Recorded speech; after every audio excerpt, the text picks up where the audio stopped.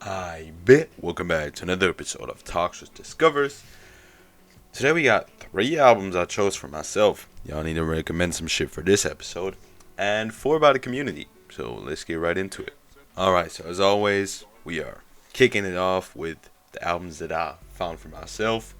Finding is the wrong word here. I've been wanting to listen to these albums for a long time, but now I finally listened to them. Kicking it off with DaBaby back on my baby Jesus shit again. Well, long time is the wrong word here because it came out like 2 weeks ago, but I never listened to it. It's a 6-track EP by DaBaby, and it's okay. Just like everything else DaBaby has released recently after his Kirk album, it's just okay to me. It has a couple parts of songs where I'm like, yo, this sounds good. Like a verse may sound good, a hook may sound okay, but the whole song is never as captivating as it could be. So I'm never like, yo, I'm gonna add this to my playlist because it's so good. That just doesn't happen. I'm there, I'm like, okay, this sounds good, this is alright. The beats are pretty good, flow is pretty good, but it's just not good enough and not as good as it could be or as good as it used to be. Well, with that being said, I don't have much to say about this EP other than that it's a 6 out of 10 in my opinion. Could be way better, but has a couple pretty good spots. Next project I chose for myself is by Havoc and The Alchemist. It's called The Silent Partner. I was kind of disappointed by this album. If you don't know, aka if you haven't watched my most recent video about my top 5 90s albums, go check that out. You will know that I'm a pretty big Mobb Deep fan. Havoc, Prodigy, I prefer Prodigy, but I still enjoy Havoc on the Mobb Deep works, and I enjoyed the one solo project I've heard from it. That being said, this was pretty mid. The Alchemist on the production was good, but not what you expect when you see The Alchemist. Like, this is good production, but I expected more, to be honest. The same goes for Havoc. He's doing his thing. He's pretty good, but honestly, most of the songs just run by and have not that much where I'm like, yo, this is crazy. The Prodigy feature was pretty good. The Cormega feature was really good, but overall, it's just nothing too crazy in my opinion. So overall, I'd give the project a 6.5 out of 10. I think it is good. I think it's worth a listen, but I think especially the Mobb Deep projects, but also other Havoc solo projects are definitely better than this. Moving on from that, last project I chose for myself is Not For Sale by femdot, which was also released recently. So that sentence in the beginning was like, yeah, I had these on the list for a long time. Forget that. This project is solid all around. Great production, great lyrics, great flow, hooks, everything is good about this project. I think it could be a bit longer, and that coming out of my mouth is something weird because I usually am the dude who says this could be shorter. I will say that in this episode too, in case y'all wondering. But well, this could really be longer. I don't know, it has 8 tracks, but in my opinion, it should have more. I just want more femdot tracks. I don't know, I love this, man. I love the subject he touches. I love the production. Everything is great, and on this project too. So I'd give this an 8 out of 10 just because I feel like on the hooks it could be a bit better. He's still a bit away from perfection, but he is very good on this project. So 8 out of 10. Really enjoyed it. Then we get to the first project suggested by a viewer, which is Nothing Great About Britain by Slowthai, suggested by PJ Gameplay. I don't know why I haven't listened to this yet. I mean, I was a pretty big fan of the 2021 release Tyrone. Might be in my top 20 albums of this year. We'll see. But this one is even better to me. Especially lyrically, this one is better in my opinion. Like the whole subject, like the song about his mom, which is probably my favorite on the project, and overall the lyricism is what really hit on this project for me. Beats, production, flow, hooks, everything else was good too, but the lyricism and the stories he was telling was what really carried this project in my opinion. Very good album.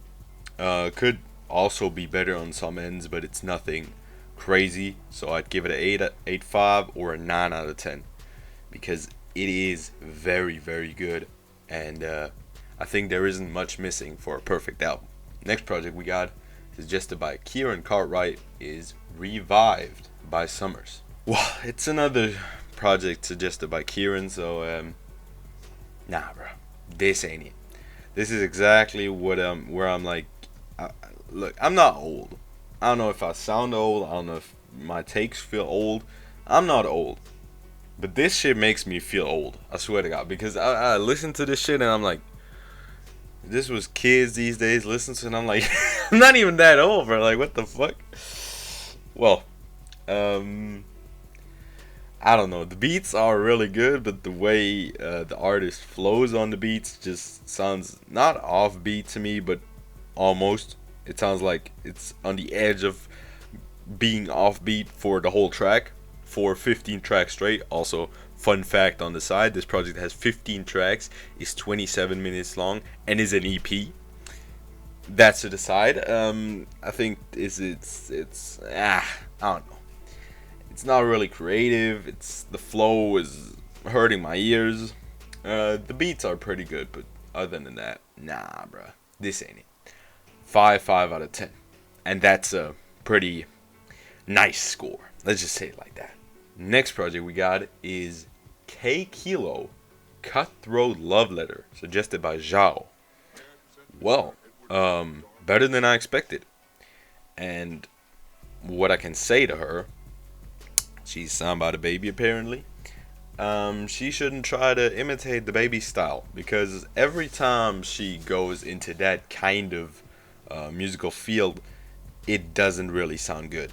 It feels kind of like Megan Thee Stallion type shit, like shit you hear all over the female rap scene, and shit that to me it all sounds the same, and it all doesn't sound too good. But when she sings or goes into a more melodic field, like in the first 2 tracks, love it. I love that, honestly.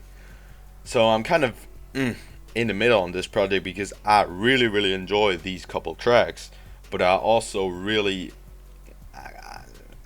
I'm not the biggest fan of the other songs, which are in a more hard or more, well, I just say rap style.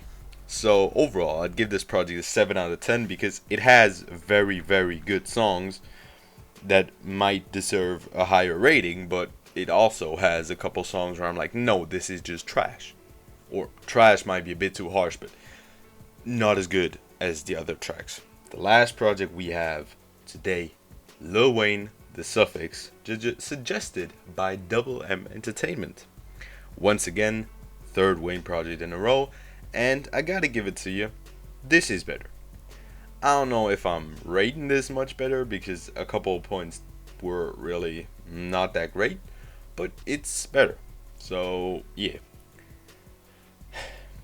The greatest thing about this project, by far, okay, I'm talking by far, is the production. I think it's obvious because this has a couple beats that are just that are from other artists, and just put them onto the album and made remixes out of it.